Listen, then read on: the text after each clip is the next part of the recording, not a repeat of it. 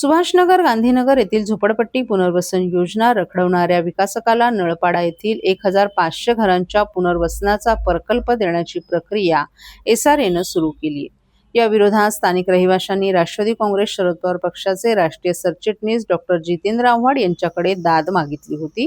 त्यानुसार डॉक्टर जितेंद्र आव्हाड, जिल्हाध्यक्ष मनोज प्रधान आणि राष्ट्रवादी युवक काँग्रेसचे शरद पवार पक्षाचे प्रदेश सरचिटणीस उमेश अग्रवाल यांनी रहिवाशांसह एसआरए कार्यालयावर धडक दिली। यावेळी डॉक्टर जितेंद्र आव्हाड यांनी संबंधित अधिकाऱ्यांना चांगलंच फैलावर घेतलं।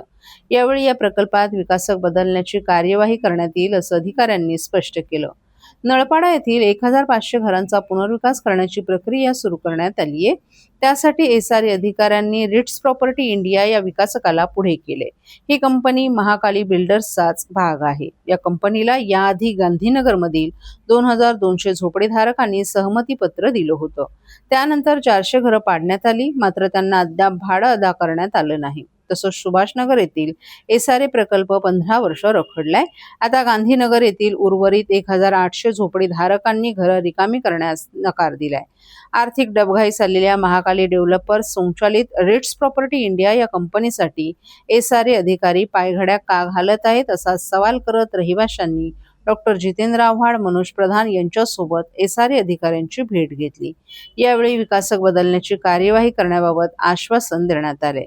नळपाड्याचे 1500 घरं ज्यांची आहेत आणि एका विकासकाला एसआरए योजना राबवण्यास सहमती येत असल्याचं स्थानिक रहिवाशांचं म्हणणं असल्याचं प्रधान यांनी सांगितलं। या विरोधात डॉक्टर जितेंद्र आव्हाड या ठिकाणी आले होते।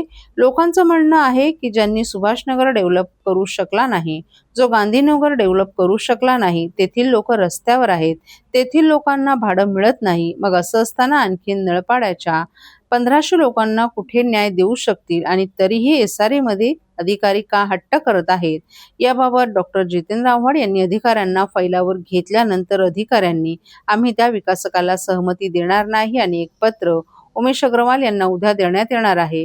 तसंच विकासक बदलण्याची कार्यवाही सुरू होईल असंही त्यांनी सांगितलं।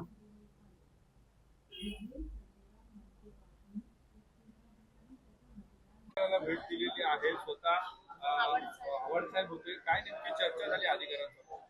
असं आहे की तुम्ही माहोल बघताय, नळपाड्याचे 1500 घरं त्याच्यात आहेत आणि एक विकासकाला एसआरए एलओआय देतोय अशी चर्चा होती।